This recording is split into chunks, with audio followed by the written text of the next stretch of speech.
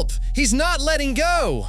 Alex Peterson's voice, torn and distorted by primal fear, echoed across the vast stadium of Sea Life Arena. For a moment that felt like an eternity, the world froze. The cheerful music that had filled the air moments before abruptly cut off. The thousand-voiced roar of the crowd, the laughter of children, the clicks of cameras, everything drowned in a deafening silence. And then, as if breaking a dam, the silence exploded with screams. Emergency protocol! The net! Drop the net! Yelled one of Alex's colleagues from the edge of the giant pool. But the net, the life-saving barrier, remained motionless. Another trainer, a young woman, stumbled towards the alarm console. Her hands shook so violently she could barely hit the button. Triton isn't responding. He's not listening. Chaos erupted in the stands.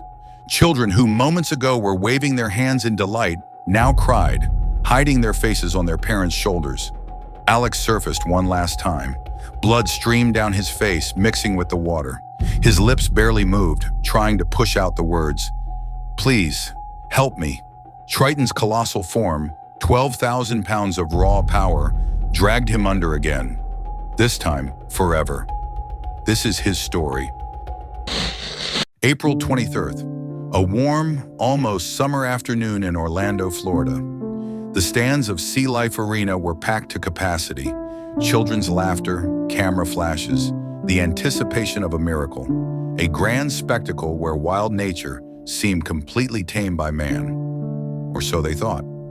Alex Peterson wasn't just a trainer, he was the face of the park. For 15 years, he had dedicated himself to working with orcas. Fearless, respected, adored by the public. He was the one whose smile adorned the brochures, whose name boomed in promotional clips. But behind this facade, behind the curtain of applause, lurked a predator. Not Alex, no. A predator weighing 6 tons, with a mind shaped by years of confinement within the walls of a concrete pool. And on that day, something snapped. In less than 5 minutes, a bright family show turned into a desperate struggle for life. A struggle no one could stop. A struggle from which Alex Peterson would never emerge. You're watching Animal Chronicles, the channel where we bring to life the most shocking stories of human-animal encounters. If this story grips you, make sure to subscribe, like, and share, because what you're about to see is only the beginning. Lex Peterson wasn't just a trainer, he was the trainer. The one you saw on every poster, in every promotional reel, on every guided tour at Sea Life Arena in Orlando. For 15 years, Alex gave his all to this park and to the orcas living behind its high glass walls. He didn't just perform alongside them, he lived for them. To the audience, he was a charismatic performer. To his colleagues, a fearless professional. To the whales, he was family. His journey began humbly. At 19, a biology student, he took a part-time job at the park feeding the animals. A quiet, passionate young man, he could spend hours observing the marine life. But soon, management noticed something special about him. Alex had a gift. The animals, especially the orcas, were drawn to him. They responded to his voice, his presence, even his silence. There was no falsehood in him, only sincere love and respect for these giants. By 25, he was a lead trainer. By 30, he headed Sea Life Arena's Orca program. Colleagues jokingly called him the Whale Whisperer. He never used fear, never raised his voice, never forced a performance. And somehow, incomprehensibly, the orcas listened to him. But this bond came at a price. Alex logged more free swims, those rare, unprotected sessions inside the tank, than any other trainer on record. He believed that trust was stronger than any safety protocol. Even when colleagues expressed concern, Alex just shrugged it off. If you treat them like killers, he used to say, that's what they'll become. If you treat them like partners, they'll protect you. And for 15 years, they did protect him, until one of them stopped. Triton was no ordinary orca. He was born in captivity.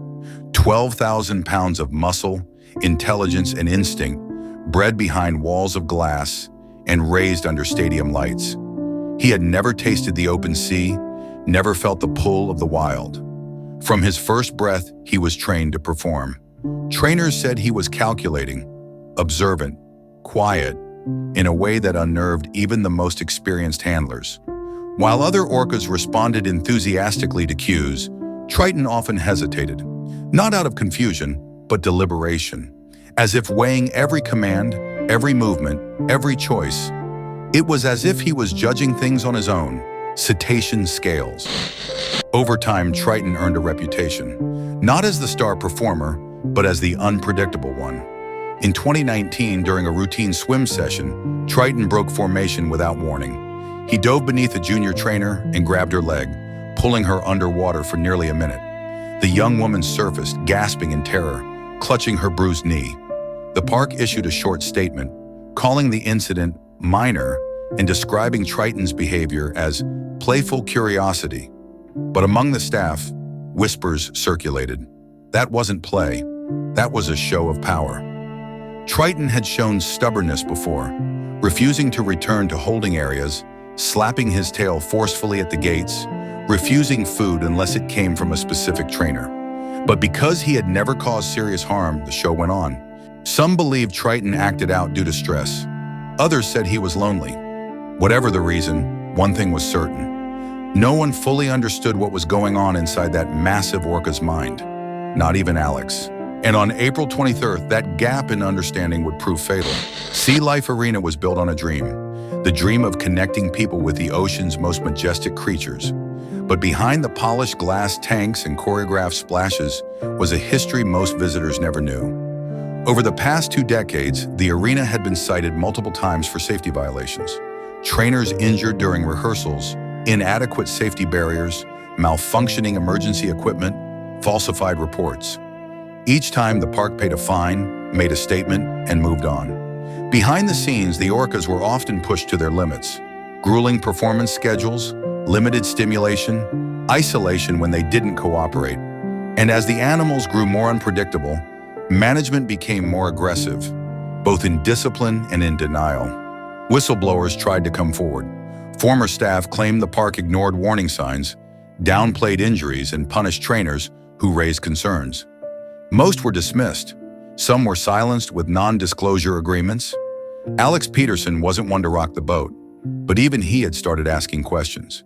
He'd requested more rest time for Triton, expressed concern about his behavioral shifts, pushed for a temporary pause on free swim performances. But the pressure to perform was relentless.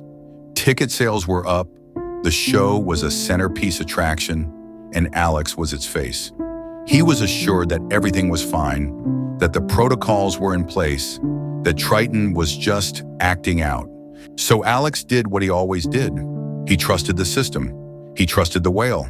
And on the afternoon of April 23rd, he stepped onto that platform one last time. April 23rd began like any other show day. The skies over Orlando were clear, sunlight shimmering off the surface of the Orca pool. Tourists filed into the stands, clutching popcorn and cameras. Children leaned over the rails, waiting for a splash. Upbeat music crackled from the speakers. It was a full house. Behind the scenes, Alex Peterson prepared the way he always did. Quietly, methodically. He ran through the show sheet with the team, checked the cues, and suited up. But before the crowd arrived, he took his usual time alone with Triton. 30 uninterrupted minutes, just him and the whale. Observers said everything looked normal. Triton followed every command, glided through the water, nudged Alex playfully when he surfaced. No warning signs, no aggression, just routine. But some trainers now recall something else, something they didn't notice until it was too late. Triton's breathing was slightly faster than usual, his eyes more fixed. He didn't vocalize during the hand signals, as he normally did. And when Alex turned his back, Triton's tail twitched. At 2:03 p.m., the show began. Alex jogged out onto the wet platform, waving to the cheering audience. The loudspeakers boomed his name. Triton surfaced beside him to thunderous applause, soaking the first 5 rows with a dramatic tail splash. It was a flawless opening. Then Alex dove in. The crowd erupted. It was the highlight of every performance. The trust dive. Trainer and Orca swimming side by side, a symbol of harmony between man and beast. Triton swam around him once, then twice, slower on the second pass. Alex extended his hand, the signal for the synchronized spin, but Triton didn't spin. He circled again, this time closer. His dorsal fin cut through the water like a blade. Alex was still smiling, unaware. To the audience, it looked like part of the act, but they didn't see or didn't recognize the subtle signs. Triton's breathing quickened. He slapped the water once, hard. His pectoral fins twitched out of rhythm. At 2:08 p.m., the illusion shattered. Without warning, Triton surged from below, launching upward with terrifying speed. He hit Alex mid-torso, driving him out of the water before slamming him down again with bone-crushing force. Witnesses would later say they heard a crack, not through the speakers, but with their own ears. The unmistakable sound of a body breaking under pressure, then a scream, not from Alex, but from the crowd. Blood surfaced within seconds. At first, people thought it was part of the show, a special effect, a stunt. But as the water turned from clear blue to a dull red haze, the excitement shifted to confusion, then horror. Triton didn't let go. He dragged Alex under, deep into the tank. 10 seconds passed, then 20, then 30. Suddenly, Alex's body broke the surface, limp, only for Triton to grab him again, this time by the leg. Trainers on the deck were already moving. Alarms blared over the PA system. A staff member screamed, "Emergency protocol! Clear the pool!" Alex was underwater again. No air, no control, just raw force. A lifeguard sprinted for the emergency pole, a 10-foot aluminum rod used to distract whales in rare instances like this. Two others rushed for the gate release, trying to separate Triton into the medical pool. But Triton wasn't responding to cues. He ignored the buzzer, ignored the underwater tones, ignored the shouts. He wasn't playing. With horrifying clarity, it became evident this was an attack. A trainer tossed a bait bucket into the water, a desperate attempt to redirect Triton's attention. He didn't flinch. He surfaced just long enough for everyone to see Alex's body and his mouth, still barely conscious, arms outstretched toward the surface, before being yanked under again. The crowd was being evacuated now. Children sobbed, parents covered their eyes. Others stood frozen, paralyzed by what they were witnessing. This wasn't just a deviation from protocol, it was a complete breakdown. The whale was no longer under human control. Every second felt like a minute. Every failed rescue attempt chipped away at hope. Alex surfaced once more, barely breathing. Blood streamed from his mouth, one eye swollen shut. And then the final moment. Triton performed what looked like a breach, leaping halfway out of the water and landing with Alex beneath him. The water exploded, then silence. No bubbles, no movement. Alex Peterson never resurfaced. The attack lasted 5 minutes. 5 minutes that would change everything. By the time Triton sank beneath the surface with Alex's body, the stadium was in chaos. The crowd had been evacuated, but backstage, panic reigned. Protocols were supposed to prevent this. Emergency nets that could section off the tank. Gates that isolated whales in seconds. But none of it worked. The gates jammed. The nets never deployed. Triton remained in the main pool, circling slowly, dragging Alex's lifeless body behind him. Every few minutes he surfaced, as if haunting the staff, as if asserting his control. Alex had now been underwater for more than 7 minutes. Finally, after repeated attempts and loud underwater signals, Triton released him. The body floated to the surface, motionless. A dive team rushed in. They pulled Alex from the water and hoisted him onto the platform. His wetsuit was shredded. Blood poured from a deep gash along his ribs. One arm hung at an unnatural angle. His lips were blue. CPR began immediately. Chest compressions, rescue breaths, again and again. A paramedic on scene later said it was the longest 10 minutes of his life, trying to bring breath back into a man who had none left. At 2:41 p.m., Alex Peterson was declared dead. The official autopsy listed blunt force trauma to the chest and head, multiple rib fractures, internal bleeding, and drowning as the cause of death. But those who knew him, who had worked beside him for years, knew the truth went deeper. He didn't stand a chance, one former trainer, who asked to remain anonymous, later said, and we knew Triton had it in him. We all did. We just hoped it wouldn't come to this. Alex had trusted the process, trusted the whale, trusted the institution, and in the end, that trust cost him his life. News of Alex Peterson's death spread faster than the cleanup crews could drain the blood from the pool.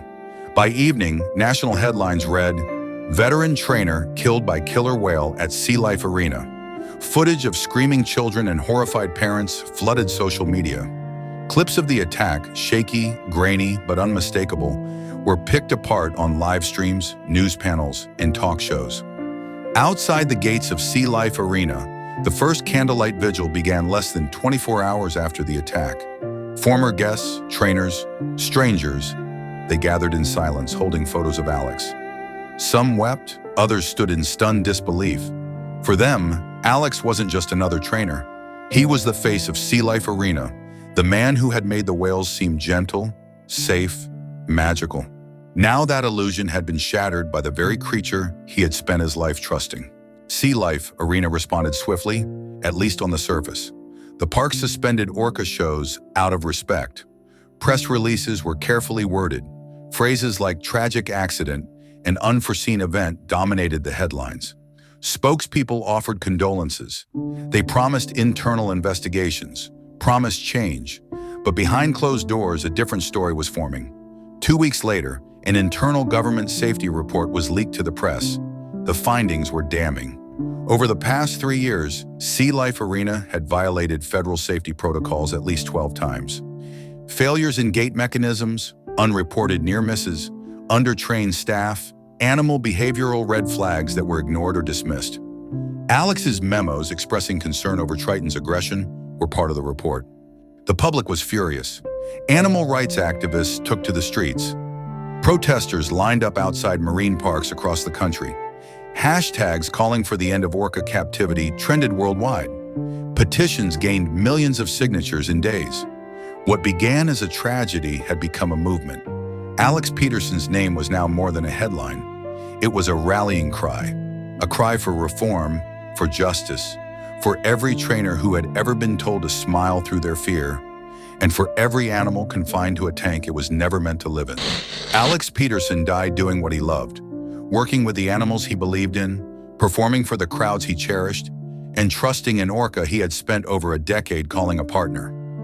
But was his death preventable? The reports say yes. The ignored warnings say yes. The history buried in paperwork and silenced trainers says yes. What killed Alex wasn't just a 12,000-pound predator. It was negligence. It was reputation. It was a system that valued performance over precaution and silence over safety. Alex's sister, in a quiet interview after the funeral, said only one thing. He warned them. They didn't listen. Today, candles still sit outside Sea Life Arena's gates. The show lights have come back on. But something changed that day. A question was planted, one the world still wrestles with. Are we protecting animals or using them?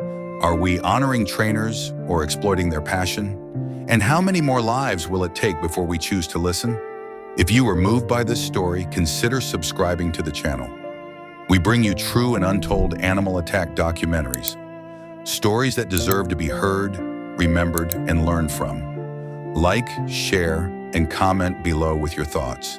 And as always, stay curious, stay safe. We'll see you in the next video.